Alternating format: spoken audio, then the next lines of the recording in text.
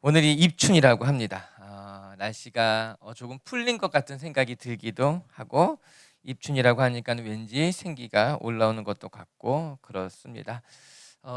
움츠렸던 몸도 좀 이렇게 풀렸으면 좋겠고, 또 봄이 시작된다고 하니까는 여러분들 새롭게 계획하셔서 정말 여러분의 삶에 봄의 생기가 있었으면 좋겠어요.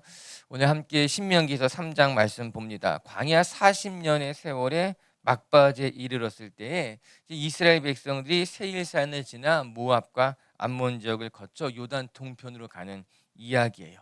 우리가 지난주에 살펴본 것과 같이 하나님께서 세일산에 거주하는 에돔과는 싸우지 말라고 말씀하셨어요. 그들은 에서의 자손들로서 그 땅은 이스라엘 백성들에게 허락하신 땅이 아니었습니다. 이 이스라엘 백성들이 세일산을 돌아가게 되었어요. 세일산을 돌아가서 요단 동편 땅으로 가게 됩니다. 요단 동편 땅에서 만났던 모압과 암몬과도 하나님은 다투지 말라고 이야기하셨어요. 하나님의 명령이기 때문에 이스라엘 백성들은 왕의 대로라고 하는 넓은 길로 갈 것을 포기하고 양보하고 왕의 대로 동편으로 해서 북진하게 됩니다. 그 과정 중에 우리가 오늘 묵상하게 되는 바산왕 옥과의 전쟁이 있게 되고, 우리가 묵상하지 않았지만 2장 후반부에 보게 되면은 아모리 헤스본 왕 시온과 이제 싸우는 일이 있게 돼요. 우리 지도를 한번 같이 보면서 간단하게 한번 설명해 드리면은, 이제 갈릴리 호수가 북쪽에 있고 그 갈릴리 호수에서 나오는 요단강, 그리고 그 밑에 사해가 있는 것 아니겠어요? 사해 아래쪽에 세일산이 있습니다. 에돔이 머물렀던 땅이에요. 그 에돔 땅을 돌아서 이스라엘 백성들이 요단강 동편으로 가게 됩니다. 그래서 처음에 만났던 족속이 모압 족속이에요. 하나님은 모압과도 싸우지 말라고 이야기했어요. 그런데 이 모압 땅에서 직진하게 되면은 왕의 대로라고 하는 가장 넓은 교통로를 만나서 편안한 길을 갈 수 있는데, 하나님이 그 길로 가지 말라고 해서 동편으로 돌아가게 됩니다. 그래서 만났던 곳이 가장 먼저 아모리 사람 왕 헤스본이에요. 헤스본 왕 시온을 무찌르게 됩니다. 이게 2장 후반부에 있고요. 무찌르고 난 다음에 계속해서 북진하여서 바산왕 옥을 정복하는 이야기가 오늘 우리가 보게 되는 3장의 말씀입니다.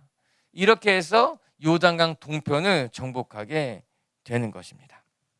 자, 아모리 족속들이었어요. 그들의 대부분은 모세와 이스라엘 백성들이 요단 동편 지역을 통과해 가면서 헤스본 왕 시온과 싸워서 그 땅을 정복하게 되고, 더 북쪽으로 올라가서 바산 왕 옥과 싸우면서 요단 동편을 정복하게 됩니다. 이렇게 요단강 동편을 정복하는 것은 매우 중요한 두 가지 역할과 결론을 맺게 돼요. 첫 번째는 이 요단강 동편을 차지하면서 이스라엘 백성들이 영적인 자신감을 갖게 됩니다. 우리가 뒤에 다시 한번 살펴보겠지만은 헤스본 왕 시온과 바산 왕 옥은 그 지역을 다스리는 굉장히 강한 민족들이었는데, 그들과 맞서 승리하는 것을 통해서 요단강을 넘어서 이제 가나안 땅을 정복하는 데 있어서 자신감을 갖게 되는 것이에요.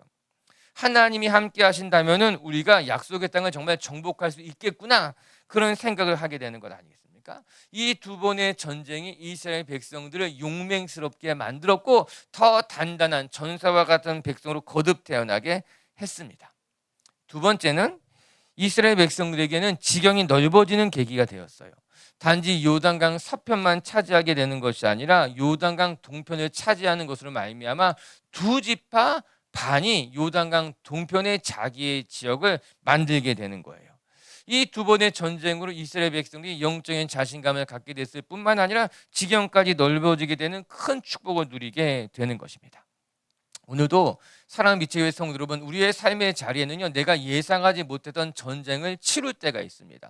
우리가 계획했던 것은 요단 서편이었지만 예상하지 못했던 적들과 만나기도 하고 또 싸움을 겪기도 하지만요, 그 전쟁을 통해서 내가 예상하지 못했던 어떤 시련과 사고들이 오히려 우리의 마음을 강하고 담대하게 하며 우리의 지경을 넓혀준다는 것을 기억하면서 여러분이 마주하게 되는 영적인 전쟁 앞에 물러서지 않고 담대히 맞서 싸울 줄 아는 성도님들이 되시기를 주의 이름으로 축복합니다. 그러면 이제 요단강 동편, 특별히 바산왕 옥과의 전쟁을 통해서 우리가 배워야만 하는 영적인 교훈이 무엇인지 같이 한번 살펴보도록 할게요. 첫 번째는요, 이스라엘 백성들이 배운 가장 큰 교훈은 무엇인가 하면은 하나님이 피하지 말라고 말씀하셨을 때는 맞서 싸우는 것이 하나님의 백성의 도리라고 하는 거예요. 도망가고 싶을 때도 있지만 또 때로는 피하고 싶은 일들도 있지만 하나님이 맞서라 말씀하셨을 때는요, 피하지 않고 맞서 싸우는 것이 오히려 우리에게 유익하다라고 하는 것입니다. 우리 1절과 2절 말씀 한번 읽어보겠습니다. 1절 2절 말씀 시작. 우리가 돌이켜 바산으로 올라가매 바산왕 옥이 그의 모든 백성을 거느리고 나와서 우리를 대적하며 에드레이에서 싸우고자 하는지라. 여호와께서 내게 이르시되 그를 두려워하지 말라. 내가 그와 그의 모든 백성과 그의 땅을 내 손에 넘겼으니 네가 헤스본에 거주하던 아모리 족속의 왕 시온에게 행한 것 같이 그에게도 행할 것이라 하시고, 이스라엘 백성들이 지도에서 본 것 같이 요단 동편 북쪽을 향해 전진하게 됩니다. 바산왕 옥은 그 소식을 듣고 이스라엘 백성들과 싸우기 위해서 모든 백성들을 모아서 에드레이에서 진을 쳤다. 성경 그렇게 이야기하고 있어요. 신명기 2장 헤스본 왕 시온을 무찔렀다고 하는 소문이 이미 요단 동편에 퍼졌기 때문에 바산왕 옥이 철저하게 준비하게 된 겁니다. 바산왕 옥은 이스라엘 백성들이 감당하기 쉽지 않은 상대였어요. 먼저 바산이라고 하는 지역을 이해하면 좋은데, 이 바산이라고 하는 것은 요단강 동편에 있는 가장 비옥한 땅이었어요. 그 지역에는 양식에 아주 양질의 좋은 밀이 풍성하게 생산되고 있습니다. 그와 더불어서 대단히 가축을 기를 만한 큰 목초지가 있었던 것이 이 바산의 땅, 바산 지역이었어요. 성경에는 종종 이 바산의 암소다라는 표현이 등장하기도 하는데, 이는 이 바산이라고 하는 곳이 비옥한 땅이었기 때문에 그 땅에서 자라는 암소들이 풍족했다라고 하는 거예요. 아주 좋은 양질의 목초지를 가지고 있었다라고 하는 겁니다. 이처럼 이 바산은 요단 동편에 가장 풍족하고 기름진 땅이었어요. 그렇기 때문에 그 땅을 차지하기 위한 싸움이 얼마나 많았을지 어렵지 않게 상상하는 것 아니겠습니까? 그리고 그 땅을 차지했던 사람이 바산왕 옥이라고 한다면 그 지역에서 아주 강한 사람이었을 것이 틀림이 없는 것 아니겠어요? 수없이 많은 전쟁이 있는 그 땅에서 가장 우두머리가 되었다고 하니 바산왕 옥은 감히 넘볼 수 없는 그 땅을 차지한 맹주였다라고 하는 것입니다. 11절을 우리가 읽지 않았지만요, 11절을 살펴보게 되면은 이 바산왕 옥이 어떠한 인물인지에 대해서 잠시 나옵니다. 그는 르바임 족속이라고 그렇게 이야기해요. 르바임에서 유일하게 살아남은 사람이다. 신명기 2장 21절을 보게 되면은 이 르바임 족속이 어떠한 족속인지가 나오는데, 이 르바임 족속은 어떠한 족속인가 하면요, 아낙 자손과도 같이 장대한 민족이라고 말합니다.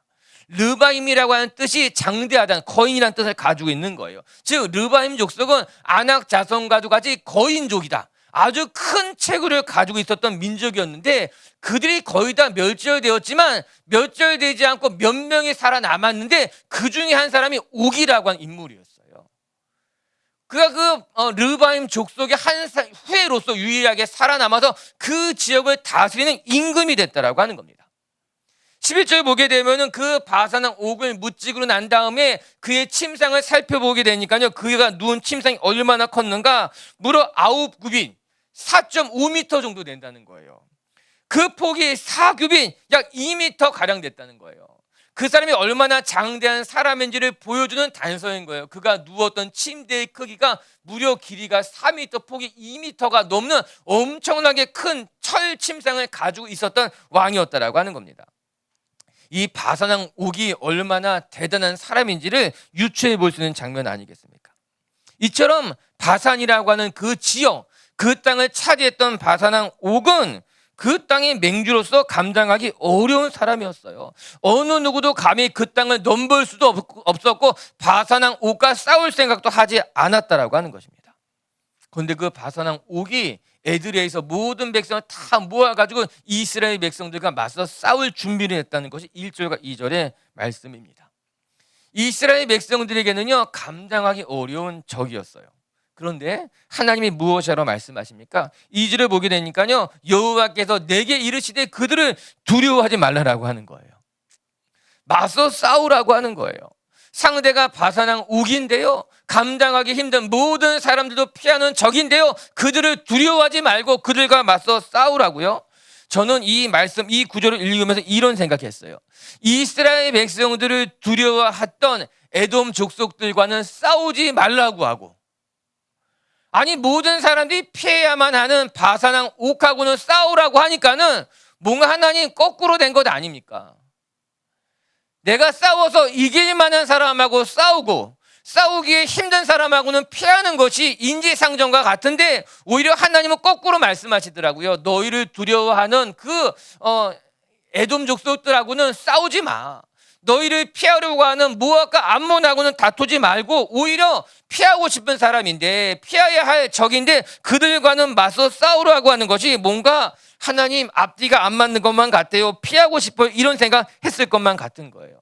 아마 모세도 이스라엘 백성들도 이 하나님의 명령 앞에 감당하기 쉽지 않았겠다 이런 생각해 보게 되는 거예요. 그런데 하나님께서는요, 다 이유가 있었고 뜻이 있었던 것 아니겠습니까? 그렇기 때문에 에돔도 모압 땅도 그냥 지나가라고 말씀하셨지만 헤브론 왕 시온과는 맞서 싸울 것이고 바산 왕 옥과는 맞서 싸우라고 말씀하시는 거예요. 그럼 이제 우리는 여기에서 아주 중요한 교훈을 발견하게 되는 거예요. 영적인 싸움이라고 하는 것은 내가 골라서 싸울 만한 사람하고만 싸우는 것이 아니라 하나님의 말씀에 순종하는 것이 영적인 전쟁을 감당하는 비결이라고 하는 것입니다. 하나님이 멈추라고 말씀하시면 멈추고 맞서 싸우라고 하시면은 내가 감당할 수 없는 적이라 할지라도 순종하여 맞서게 되면은 하나님이 우리를 강하고 담대하게 하셔서 능히 감당하게 하신다라고 하는 거예요. 우리가 살아가다 보면요, 피하고 싶은 일들이 있습니다.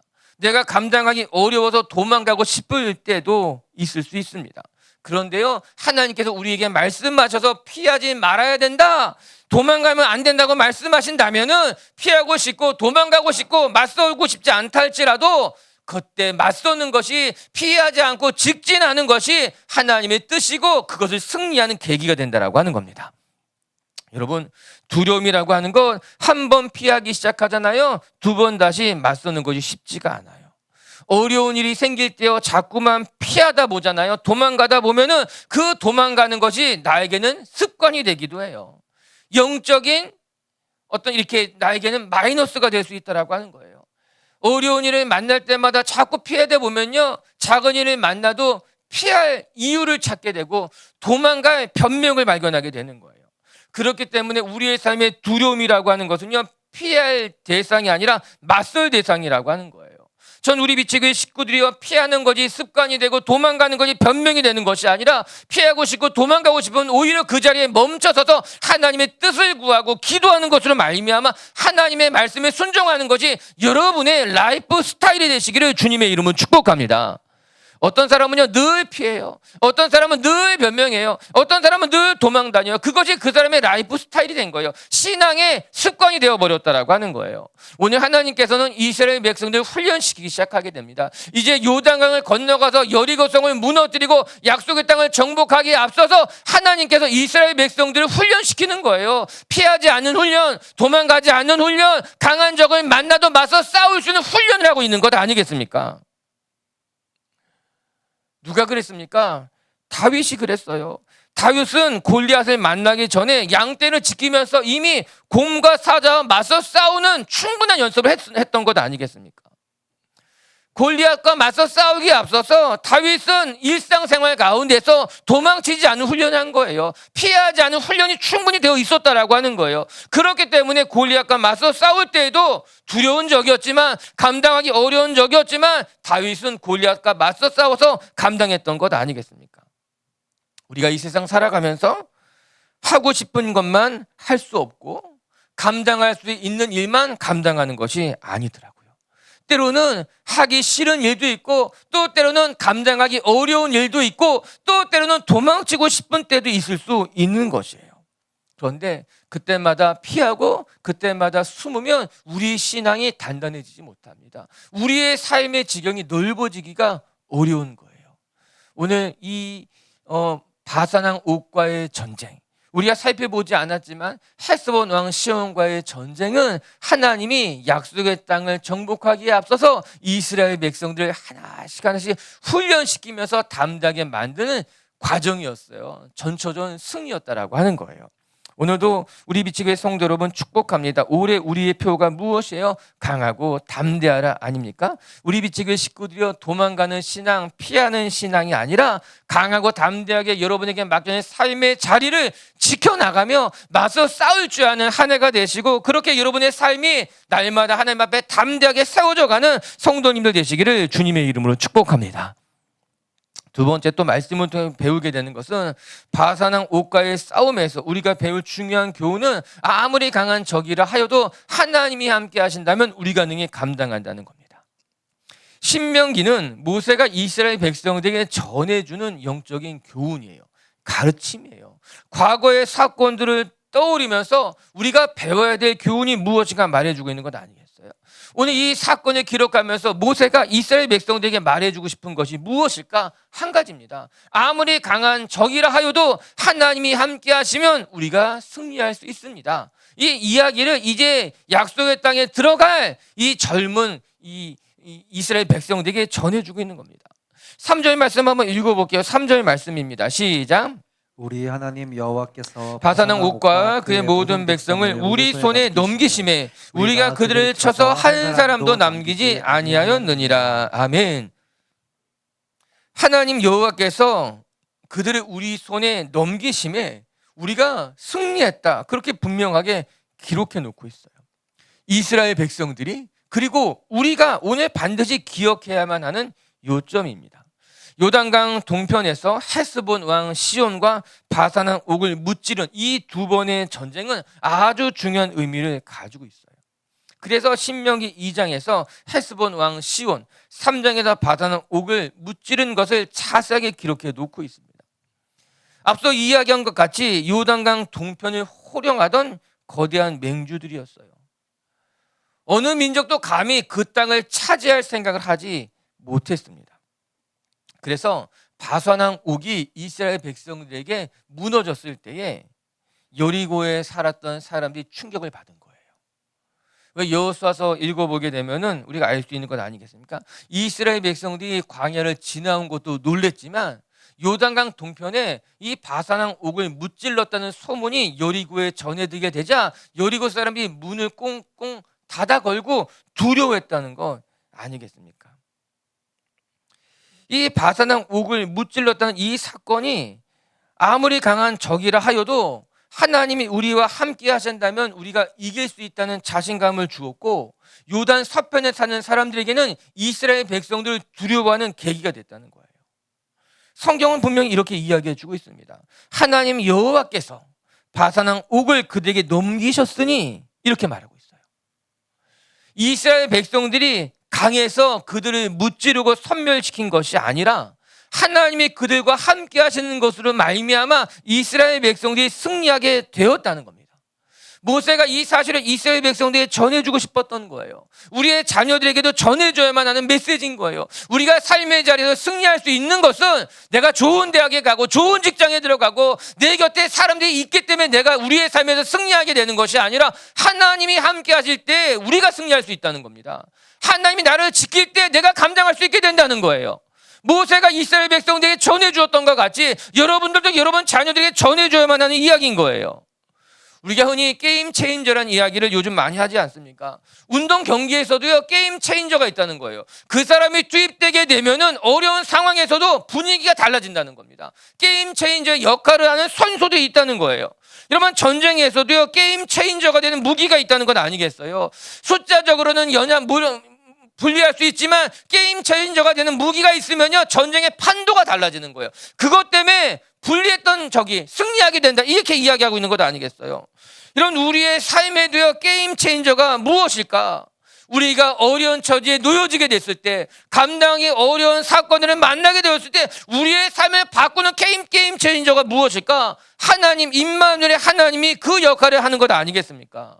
내가 강해서 승리하고 내가 잘했기 때문에 이기게 되는 것이 아니라 우리의 삶을 역전시키게 되는 게임 체인저는 하나님의 임마누엘, 하나님의 임재라고 하는 것입니다. 오늘도 우리 빛의 성도 여러분, 세상 허탄한 것에 붙잡고 그것으로 이기려고 하는 어리석은 자가 되지 마시고 우리의 삶의 판도를 바꾸는 것은 하나님이다. 내 삶을 뒤집고 역전시킬 것은 하나님이다 기억하면서 하나님 앞에 여러분의 삶을 맡길 수 있게 되길 주님의 이름으로 축복합니다. 말씀을 좀 더 읽어볼게요. 바사는 옥과 그와 함께하는 모든 적들을 하나도 남김없이 무찔렀다고 합니다. 그 땅의 모든 성읍들을 다 빼앗고 대승을 거뒀다라고 하는 거예요.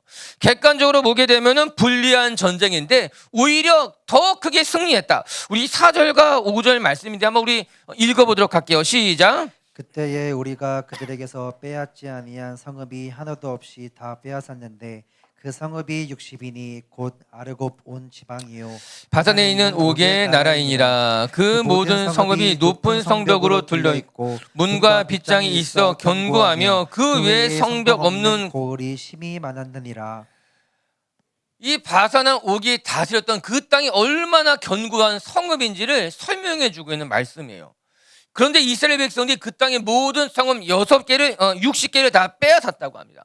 그 성읍의 크기가 커요. 실제로 자료들을 찾아보게 되니까요, 그 바산에 있었던 모든 성읍들은 이미 요새화되어 있었다고 말하더라고요. 성벽의 길이가 60km, 엄청나게 길죠. 높이가 9m, 성문의 두께만 45cm 정도. 성문의 두께만. 지금 생각해도 어마어마한 규모더라고요. 그런데 그 당시라면 얼마나 그 성읍의 규모가 대단했을지. 이게 철옹성과 같은 쉽게 무너지지 않는 성읍들이에요. 근데 그 성읍들이 다 빗장을 굳게 채우고 있었다고 말합니다.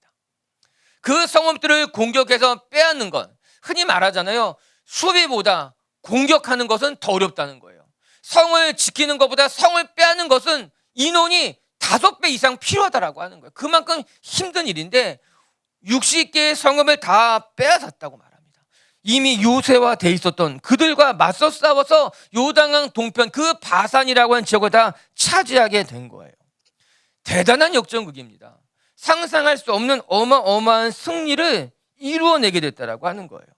어느 누구도 예상하지 못했는데 어쩌면 이스라엘 백성들도 우리가 정말 저들을 무찌를 수 있을까? 저 성읍을 다 빼앗을 수 있을까? 그런데 놀라운 일이 일어나게 된 거예요. 저는 우리 빛의 교회 식구들이요, 여러분의 인생을 너무 쉽게 단정하지 않았으면 좋겠습니다. 여러분의 인생은 너무 쉽게 속단하는 어리석은 자가 되지 않았으면 좋겠습니다.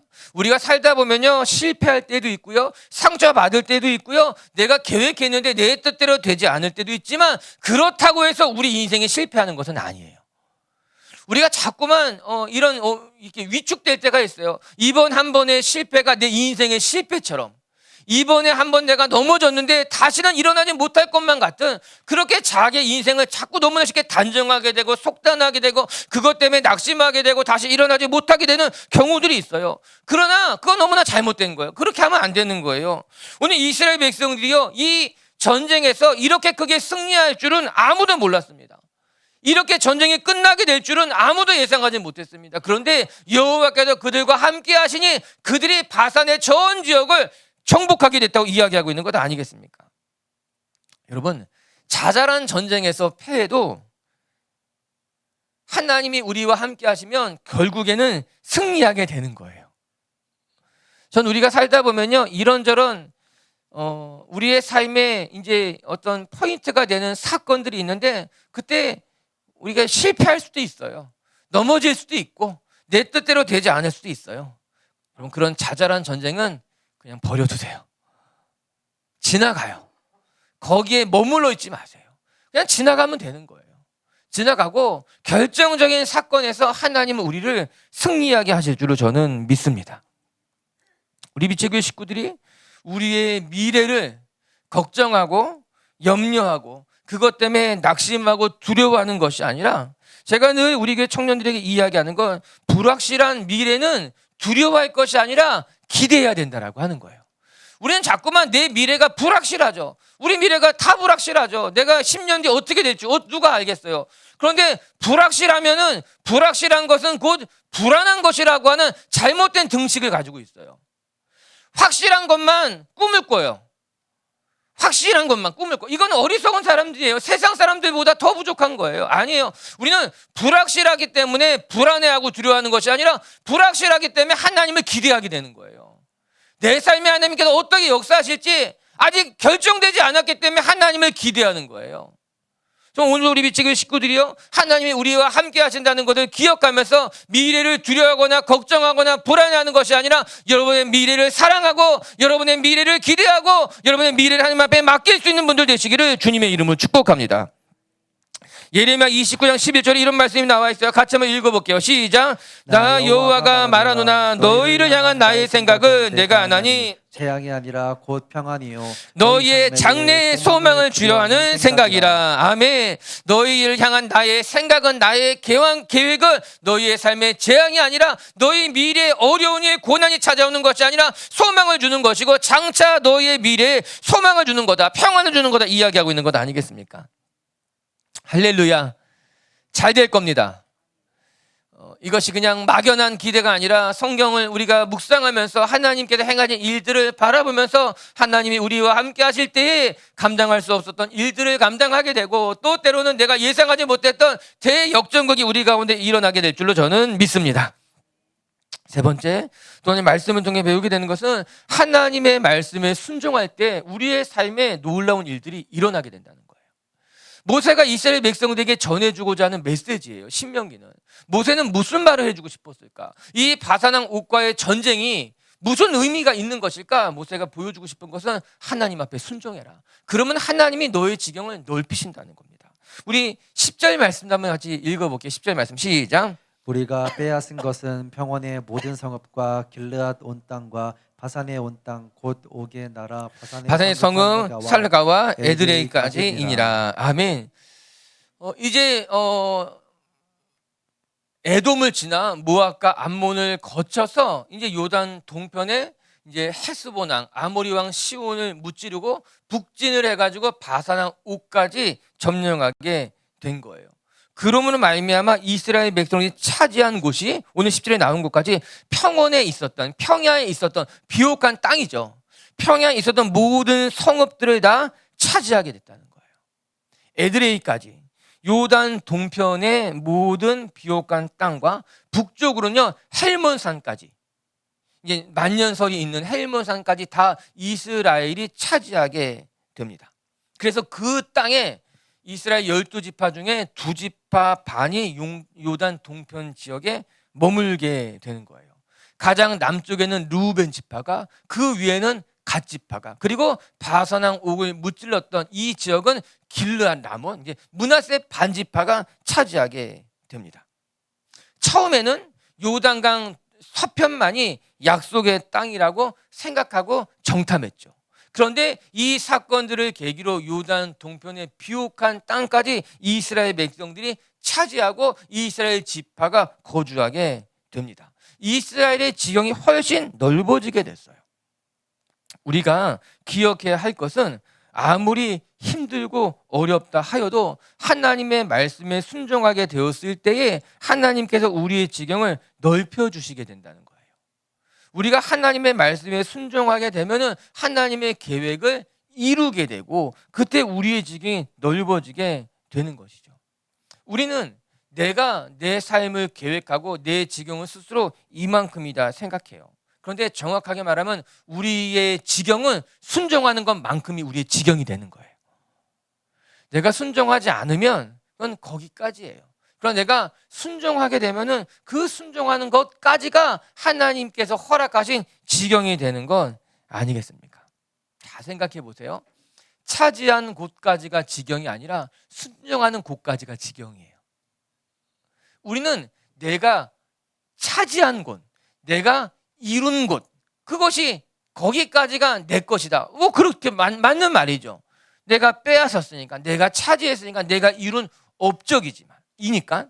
그런데요, 성경은요, 아니, 내가 순종하면 그 순종한 것까지가 내가 경험하게 될 지경이 되고 내가 차지하게 될 땅이 될 것이다. 성경 그렇게 이야기하시더라고요.